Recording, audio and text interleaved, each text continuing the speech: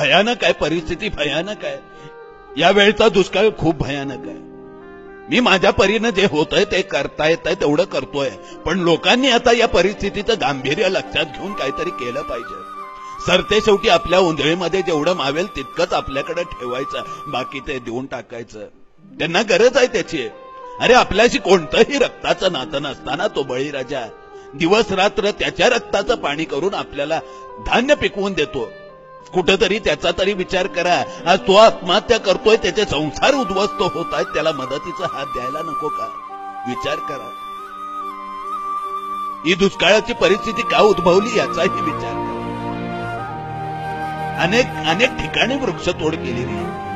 खूप भयानक वृक्षतोड झालेली आहे आणि म्हणून याचं फलित दिसतंय ते या दुष्काळामध्ये.